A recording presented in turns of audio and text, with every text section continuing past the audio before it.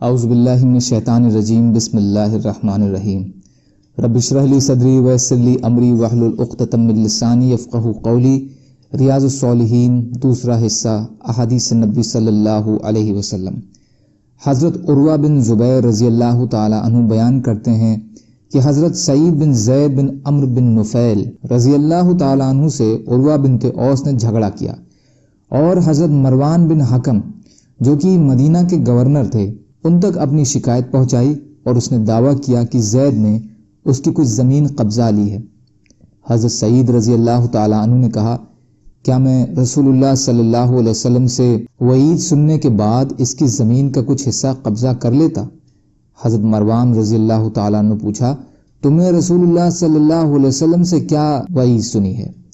انہوں نے کہا، میں نے رسول اللہ صلی اللہ علیہ وسلم کو فرماتے ہوئے سنا، جس نے ناجائز طریقے سے کسی کی ایک بالش زمین بھی ہتھیا لی تو اسے قیامت والے دن 7 زمینوں کا طوق پہنایا جائے گا۔ یہ سن کر حضرت مروان رضی اللہ تعالی عنہ نے ان سے کہا، اس کے بعد میں تم سے کوئی دلیل طلب نہیں کروں گا۔ تو حضرت سعید رضی اللہ تعالی عنہ نے اس عورت کے لیے بد دعا فرمائی کہ یا اللہ، اگر یہ عورت جھوٹی ہے تو اس کی آنکھوں کی روشنی ختم کر دے اور اس کو اس کی زمین ہی میں موت دے۔ حضرت عروہ رضی اللہ تعالیٰ عنہ بیان کرتے ہیں کہ مرنے سے پہلے اس کی روشنی چلی گئی اور ایک وقت وہ اپنی زمین میں چل رہی تھی کہ ایک گڑھے میں گر گئی اور اسی میں مر گئی۔ بخاری و مسلم۔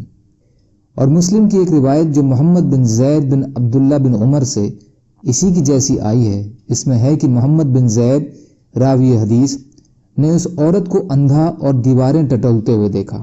وہ کہتی تھی، مجھے حضرت سعید رضی اللہ تعالیٰ عنہ کی بد دعا لگ گئی ہے، اور وہ ایک کنویں پر سے گزری جو زمین کے اسی احاطے میں تھا جس کے بارے میں اس نے جھگڑا کھڑا کیا تھا، تو وہ اس میں گر کر مر گئی اور وہیں زمین کا حصہ اس کی قبر بنا۔ فائدہ: حضرت سعید بن زید رضی اللہ تعالیٰ عنہ جلیل و قدر صحابی اور عشرہ مبشرہ میں سے ہیں۔ حضرت مروان بن حکم بھی صحابہ میں سے ہیں، جیسے حضرت حسن، حضرت حسین رضی اللہ تعالیٰ عنہ وغیرہ تھے۔ یہ حضرت معاویہ رضی اللہ تعالیٰ عنہ کے دور خلافت میں مدینے کے گورنر تھے، اور اسی دور کی یہ واقعہ ہے جو روایت میں آئی ہے۔ یزید کے بیٹے معاویہ بن یزید کے بعد یہ کچھ مہینہ خلیفہ بھی رہے۔ اس میں حضرت سعید بن زید کی فضیلت اور دعا کے قبول ہونے سے ان کی کرامت واضح ہے۔